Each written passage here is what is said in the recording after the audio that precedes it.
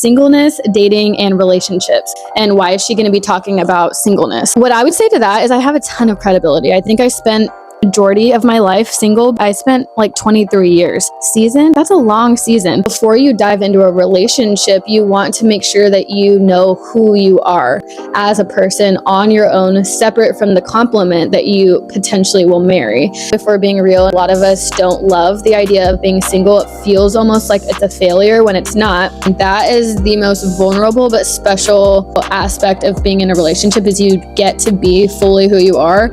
And sometimes that means you're not at your best. Some people are not interested in pursuing a relationship at all in the future. Some people do not want to get married. Some people are so content in their singleness, and I think there's so much fruit that can come from that. Marriage is not superior to singleness or vice versa. There isn't one better than the other.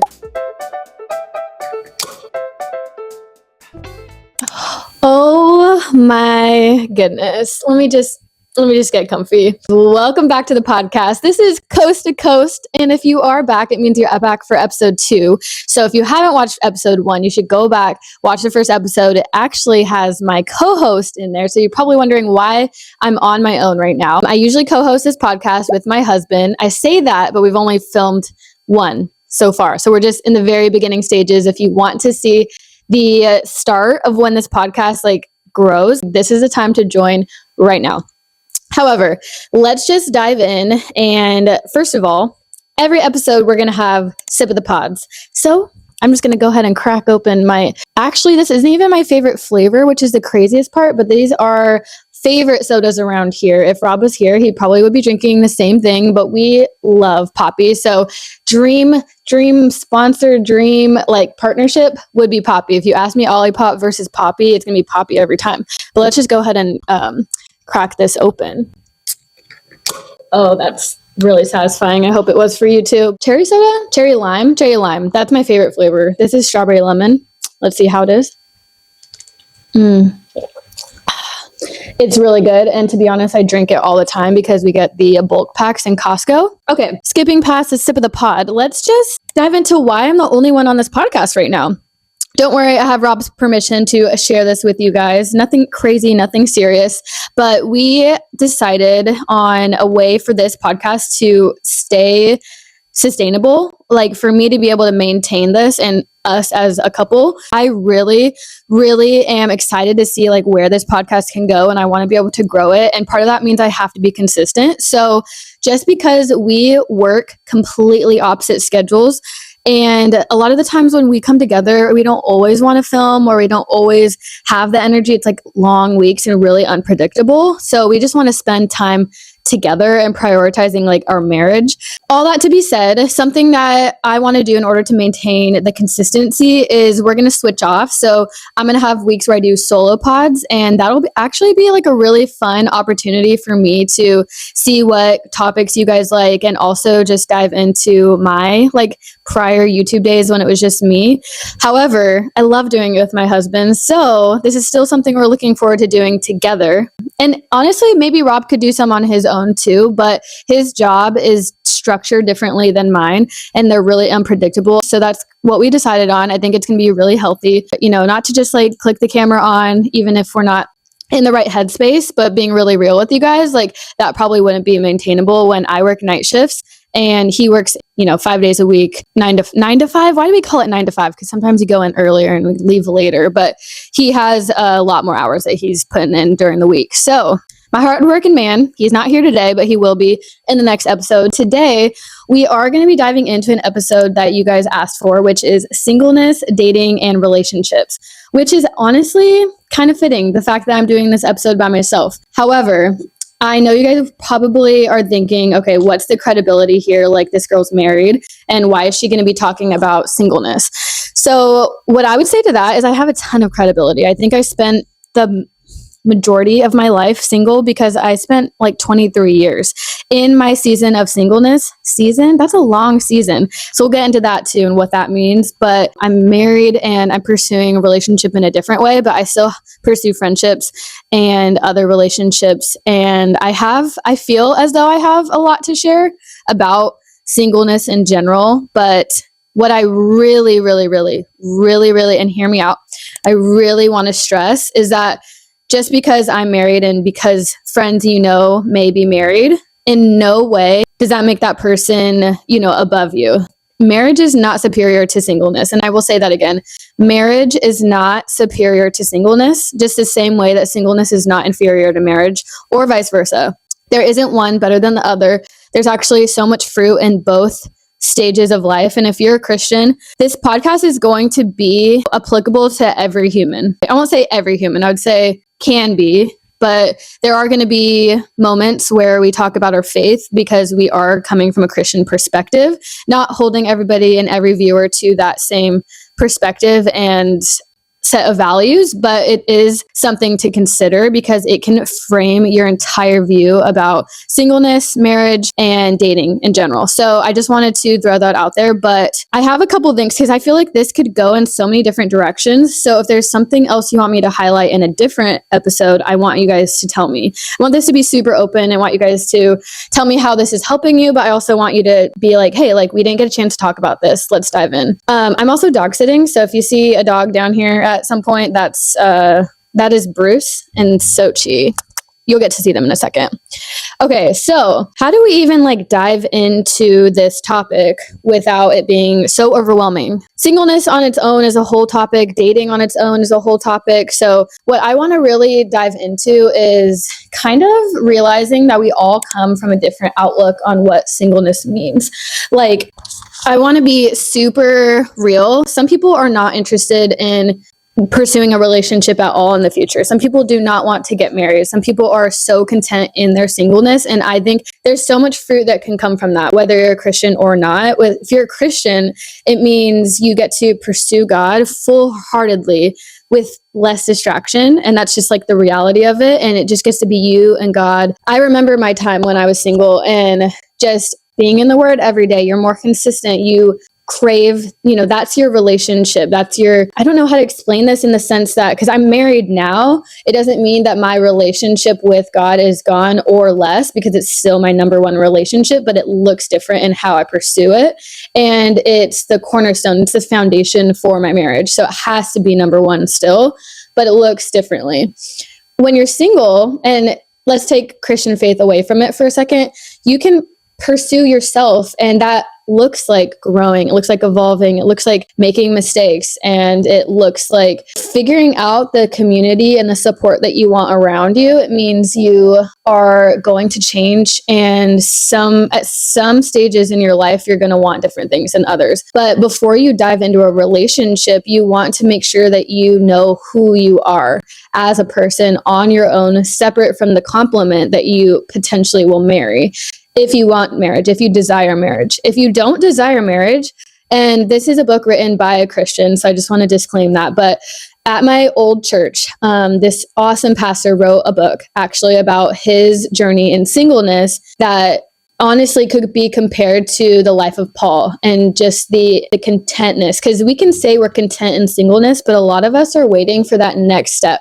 We're waiting to be able to actually be in a relationship, if we're being real, and a lot of us don't love the idea of being single. It feels almost like it's a failure when it's not. But that season can feel long and really can drain us, something that makes us look inward and feel like it's something that's our fault. And sometimes, maybe, let's just be real, sometimes it could be us, we could be the problem, and we need to figure out okay, why are these relationships not working out? But on the flip side, it could just not be the right time. And so that's really hard to sit in. And again, I'm saying this from the experience of going through those things as well. But there is that aspect of some people really just desire to pour into relationships from purely a friend standpoint, from a family aspect. It doesn't have to mean a romantic relationship. It doesn't have to lead to marriage. Not everybody wants kids, all those things. So really what you want to do first when you're thinking about singleness is just think about what is your outlook on singleness? Do you want that eventually to end? Or is that something that you're going to be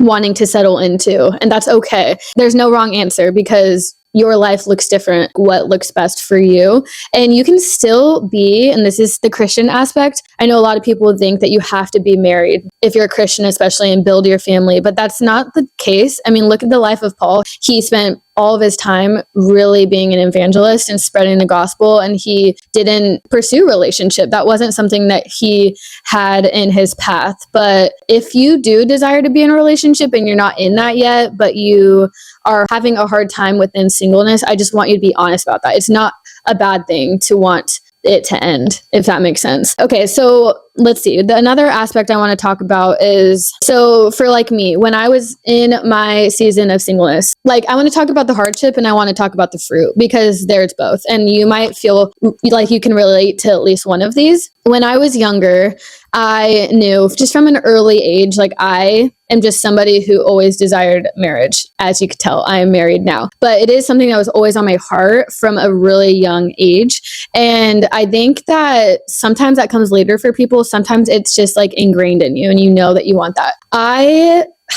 feel like a really good outlook on what singleness meant for me. This is the fruit that I'm talking about. I really got a chance to set the foundation for my faith. I pursued Jesus full-heartedly, and a lot of that came from outside factors. I was looking for that constant, and honestly, that's part of my testimony, and Jesus has always been a constant for me, and I've always been able to like run to him. So he and I, like, we've been in relationship for so long. The other aspect I would say is I've looked at people all around me, and that's like such a broad term. Like I can see people getting into relationships who have such a community aside from that relationship, and I've seen people who don't have friends aside from that, who don't have a community to support them, and what that can look like.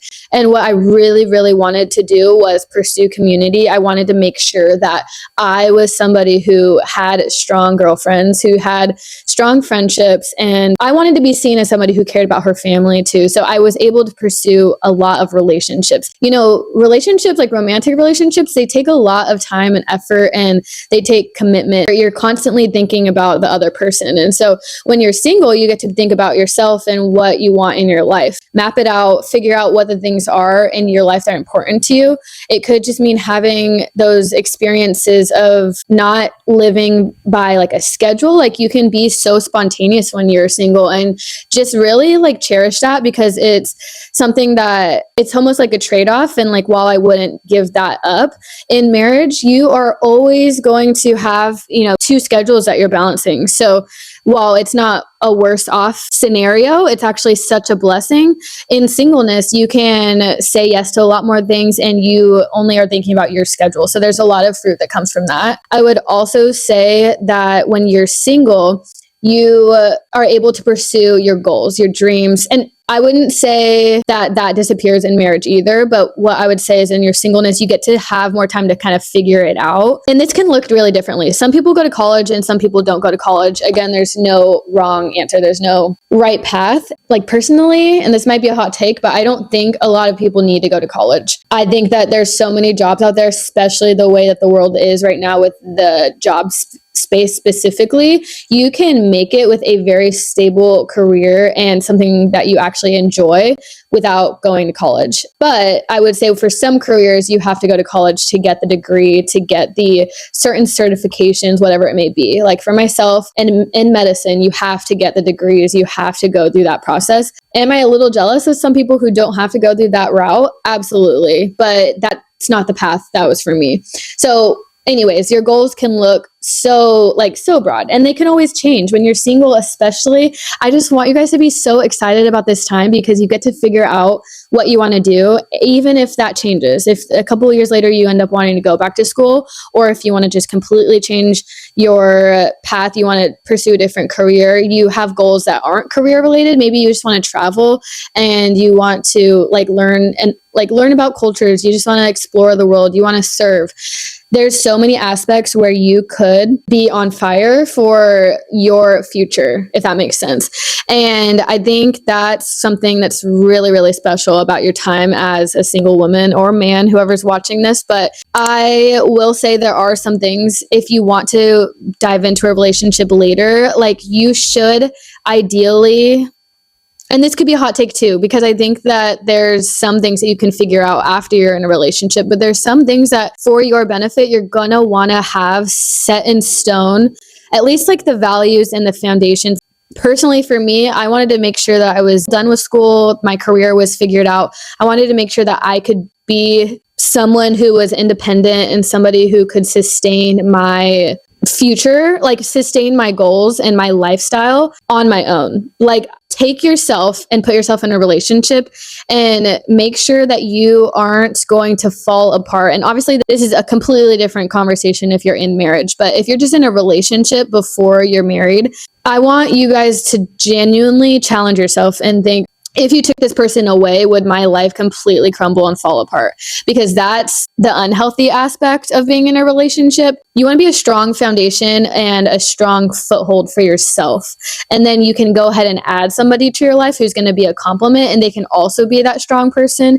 And then you guys can be a power couple. Like, that's honestly a great dynamic. And I'm not talking about like later on down the road, like you become a stay-at-home mom or he becomes a stay-at-home dad. I think those things are absolutely fathomable and possible and feasible. But I will say there is a little bit of risk if you put yourself in a position where you're only searching for the guy, you're only searching for the girl, that's your end goal. If that's your end goal and you take away everything else that makes you who you are, it's going to be really hard to sustain that relationship because you are codependent now on this other person to make you happy, when that's really not the design of what a relationship should be. You guys should be best friends and be able to do tons of things together and want to spend that time together, but you guys should also have different things that make you guys excited. Maybe the things that make you guys excited together, but you also want to be strong in who you are as a person on your own. It is so much more attractive, and at least what I was attracted to is when people are driven and like have their hobbies, have their community, have their passions. Like, if somebody is coming into a relationship and gets to talk to you about the things they're excited about, that reaps so much more conversation, and you become so much more attracted to that person if you see that they're thriving as a person on their own. And that might be a hot take. Like I said, I'll be right back. I do need to answer this call, but let's get back into talking about singleness in just a second. Okay, guys, I'm back. All right, so we have a ton to talk about. First of all, I'm not even sure where all of that came from, but like I said, I've lived the singleness life. So just trying to share the wisdom. Okay, guys. So when I think about singleness, because how am I supposed to cover singleness, dating, and relationships in this one podcast? I think, honestly, Rob and I are going to have to do a portion where we talk about dating and both of our experiences, how they were similar, how they were different. Maybe we can do some fun dating icks in our next podcast. Stay tuned for that. I think that'd be a really good topic. But okay, let's talk about you and me, the girlies, the single guy. Okay, let's just talk about what was hard during dating. I said I was single for the 23 years. I didn't actually expand on that. I had my dating experiences. I had flings. I had moments, let's call it, but I was never in a long-term relationship before Rob. He was my first long-term relationship, and not for a lack of being able to, because I think I could have, I know that the opportunity was there, but for me and for what I felt like was worth it, I didn't want to dive into something that didn't feel worth it, that didn't line up with my future. And I was just really focused on what I wanted out of my future. Like I said, knew from a young age. I saw the family, I saw the kids, I saw the dog, I saw it all. I wanted to build a home with my person. And so I wanted to make sure that I was in a spot that was ready for that whenever the time presented itself. Like, if I'm being honest, were there times where I felt like God was far away because that timeline didn't really match up with my timeline? Sometimes, yes, that was the reality. And that's what I think a lot of people, especially Christian girls, I think, go through.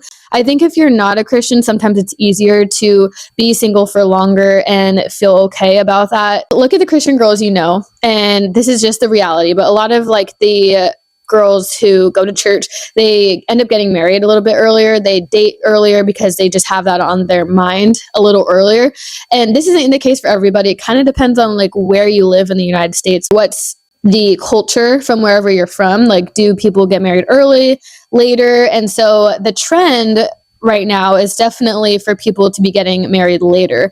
And that's totally okay. But it just means you're looking for different things. You want to be finished with certain big milestones before you get into a relationship. It's totally okay. For me, I knew, okay, hey, I see a lot of people around me who are already in a relationship. I had a lot of friends and still have a lot of girlfriends who aren't in a relationship. So I actually got two sides of the coin, which made it easier for me to endure. But if you're having the majority of your friend group who's married, having kids, engaged, I feel like you hit that point after high school and like in college when everybody's getting engaged. You get on Instagram and somebody new is engaged, somebody new is having a kid, someone new is at their wedding.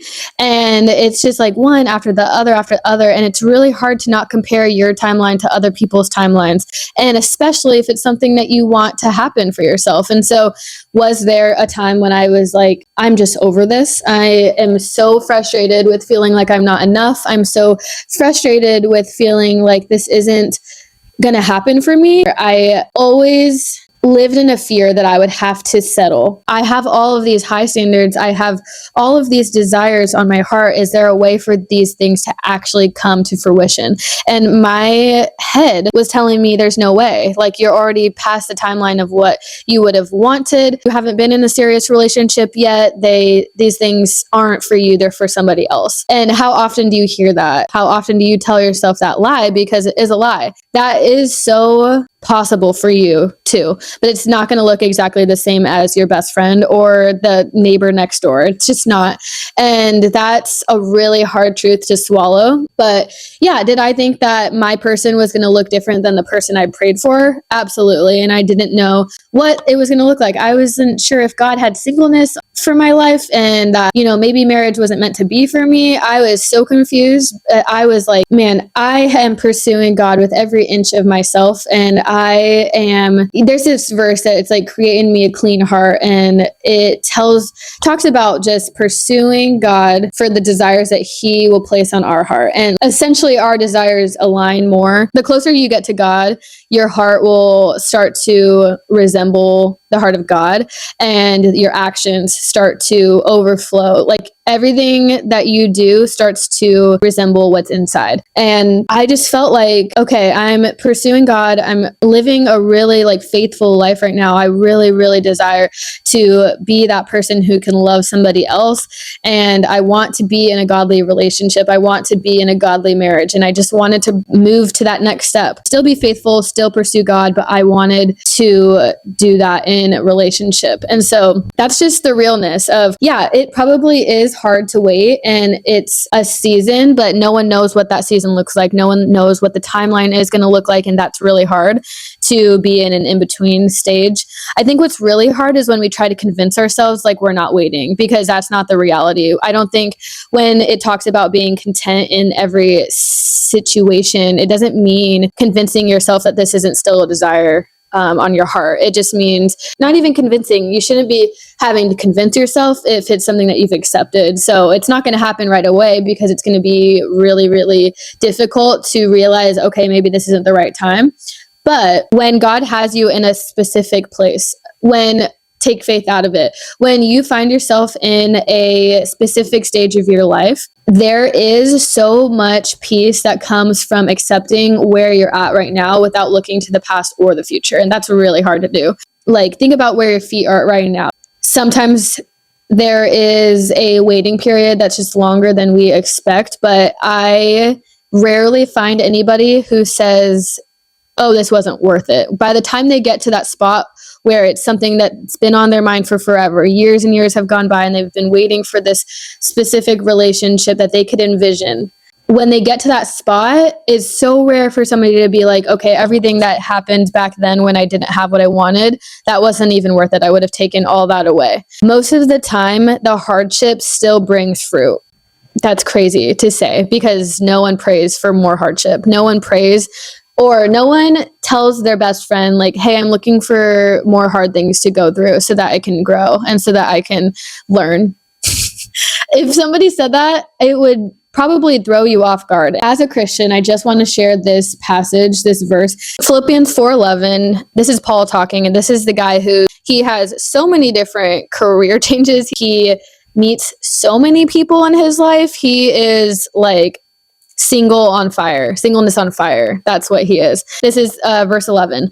Not that I am speaking of being in need, for I have learned in whatever situation I am in to be content.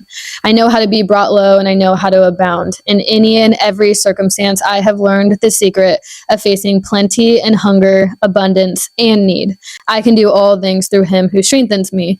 And I think a lot of people quote that last verse, the 13th verse, but there's not a lot of talk about the verses that precede it of, okay, I can do all things through Christ, even if it looks different, even if the circumstances are different than what we are hoping for. It doesn't have to mean you're not eager to be in a relationship. It doesn't have to mean that you don't desire marriage. Keep desiring marriage. Keep desiring that relationship, but keep pushing to be the best version of yourself before you get into that relationship. Because if you aren't at your best, guys, let me just express the fact that when you are in a relationship, again, speaking from experience of being on my own, single for years and years and years, but when you're in a relationship, there is no hiding what you're going through. There is no hiding the cracks and crevices where you're not perfect, the imperfections. There's no hiding when you're having a low day. And that's a good thing, but it is kind of scary at the beginning of feeling like, okay, when I was single, when I wanted to go out and be with friends, I would go out and be with friends. When I wasn't at my best, I would stay home and just have that time by myself. But when you're in a relationship, I mean, that person is around you all the time and they're going to see every side to you. They're going to see when you're at your best and when you're at your lows. And if that person can't handle you at your lows, then they don't deserve you at your highs. But it is really vulnerable to walk through your lows with somebody else. And it shouldn't feel like you're performing for them. It shouldn't feel like you have to be at your high. It's just something to be aware of, that there's no hiding anymore. These things are going to come to the surface. And really, it's almost like being in therapy. You are talking through everything that you're going through. You're expressing what you're feeling. You're trying to find the words to what you're feeling, which might be a new thing in general. And how often do you go through something when you're single and just talk out loud about what you're going through and every facet of, okay, but how does this make you feel versus how does that make you feel? Like, honestly, actually backtrack, because a lot of the times when this happens, you're not going to have the words to express what's going on. You're going to be like drained. Everything about your body language is going to be different. You're not going to be able to pour as much into that relationship because you feel like you have so much going on in your head. You're going to have to go through it together while it's happening. And that is the most vulnerable but special aspect of being in a relationship, is you get to be fully who you are. And sometimes that means you're not at your best. In fact, none of us are perfect. So there's always going to be something that comes up, and both of the people in that relationship are going to have flaws. So there's two sides to that. One is you have to know that if you don't work on certain things, certain struggles, certain tendencies before you get in a relationship, those things are going to come out when you're in a relationship. They're not going away, and you're going to have those moments where you're going to need to talk about them. So are you ready to do that? But also, are you ready to take on another person's struggles? Are you ready to walk through that with them? I ended this podcast in such a high, such a good, seamless route. And then I realized my card was full mid-podcast, and I think I lost about 20 minutes worth of content, but that is okay. So we're going to dive right back in. There's just two more points that I want to make. This has really become a singleness mindset podcast, and just how we can shift our perspective. I really can't even believe this is the day and age that we live in, though. These are absolutely real technology funks that you can get in. So the last thing that I was talking about, I think, was just kind of the vulnerability that you enter when you're in a relationship. And so just the mind shift of getting ready for that in singleness, like practicing that with everybody that you're around, of talking about things while you're in the midst of going through them. Because when you're in a relationship, you have to think about if you're ready to show your full self, whether you're at a high or you're in the deepest trenches with no way of knowing like when you're going to be out, what's going to be that thing to get you out of it. You're going to have to show your person every side of you, but vice versa, your person's going to do that with you too. So you just have to be aware and figure out, are you ready to take that on? Are you ready to be that support? It's never going to be 50-50. It's always going to be 80-20, 70-30, sometimes 90-10.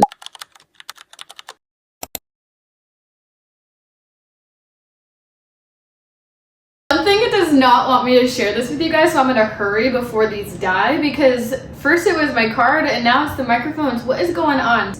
I'm like paranoid, so I'm gonna keep looking down at this. But last big point is that singleness is a gift. There is this opportunity to create vision. It's like the power that can have over the relationship that you get into if you actually take advantage of the time that you're single and what you want to see in your future. So what I want to share and talk about is the fact that singleness usually, and like your pursuit of wanting to date or not, is usually formed by the household that you grew up in and how it formed what you thought about relationship in general. But okay, so let me give you 3 different scenarios. The first scenario is the person who grows up in a house with 2 parents, really solid, they've been married your whole life, and that was just kind of a given that you would have the same thing in the future, that you wanted a family, that you want to get married, you want to have kids, maybe you don't want to have kids, but you want a family in the future and you want to have a wife or a husband. The second scenario is the person who maybe grew up where their parents were already separated from the get-go. Maybe their parents, when they were born, weren't really together, but they ended up getting into remarried relationships. And so you essentially have like 4 parents. You have 2 sets of parents, probably in 2 different houses where they feel a little bit different, but you learn from both. Maybe both sets of parents have different beliefs. Maybe they have different practices in the home. Then there's the other scenario where a child or a teenager is in a house where their parents were together for a lot of their life, but then something happened. Either they split up, they got divorced, or maybe a parent had lost their life. And unfortunately, that does change the dynamic of a household, whether losing the mom or the dad, or living in 2 separate households. But then there's also the scenario in which someone grows up in a household with 2 parents who haven't separated, but you can clearly see either the tension, or maybe it's just different love languages than what you would express. Maybe it's just a different way of communicating that you saw. Maybe there's just a couple things that you learned growing up that you want to tweak just a little bit, but maybe there's things that you are so excited to like run towards to replicate. So I just want you to be aware of kind of the information that you've been taking on. There's a bunch of data that you've been collecting, whether it's in your own home or in your friends' homes or your family in your life who you've seen something that you really liked, like, oh, I want that, or oh, maybe that doesn't look like a life that I want in the future, but it worked for so-and-so. So that's really, really important to consider, because that is going to form what you think a wealthy home looks like. And why I bring that up is because that's something that you can consider before getting into a relationship, is what do I want my future home to look like? What does wealth look like? Because wealth doesn't just mean financial, it means the feeling that you feel inside your home. Do you feel at peace? Do you feel the stability, the security, the safety? Do you feel like it's a place where people are welcomed? This could be a home you envision on your own if you don't want to pursue dating, you want to be single. And like I said, there is so much life to that. You can be the best host. You can have people come to your home and you can still create a space that feels so warm.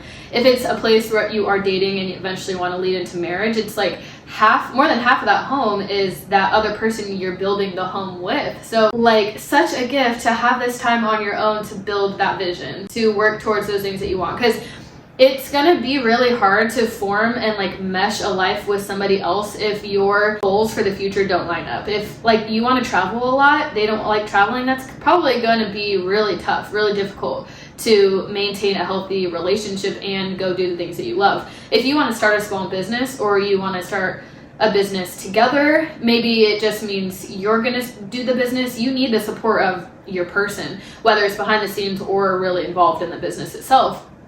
Whether you want kids, whether you believe in faith or not, whether you want family really involved or you don't, like it's really, really important to create those scenarios. And so that's why even if you're not dating for marriage yet, you're just dating, having experiences, you get to practice those conversations, you get to practice asking questions, you get to figure out like, oh, I really like that, but I don't want that. And you get to learn more about yourself through the dating process. So it's not something to be rushed. just because that time is so valuable if you prepare well for it. And relationship in itself too, it's not something that you want to like rush through the stages of just so that you can be in a relationship. It's okay, I'm like so excited to bring something to another person and also to like build a life with somebody and to create a home. That in general, if you have that in mind and you have the vision that you want to create and how you're going to get those things going, like, okay, why not? Why wait? Why not start trying to like, make that happen? But really, I just want to stress that if you're single, you are not less than. If you are single, you are not less than. And that is why I'm doing this podcast right now, because I want everybody out there to know that, and people would tell me that. And I just want it to be stressed that just because now I'm in this new stage, this new season, I don't really want to say season actually, because this is for the rest of my life. And I'm so blessed to be able to embark in that, like something I've prepared for and prayed for and hoped for so long. But it doesn't make me more than just because I'm married now. So like I tell all the people in my circle, I want everybody to feel welcomed here in this pod. And just in general, I want you to feel like you have something to bring, that you are a blessing of a human. Even though you're single, like that shouldn't be an even though. It should be, I am single, I have so much to offer, and I'm ready to pursue a relationship with you as a friend, as a family member, as a counselor, a mentor, all these different things that you can do.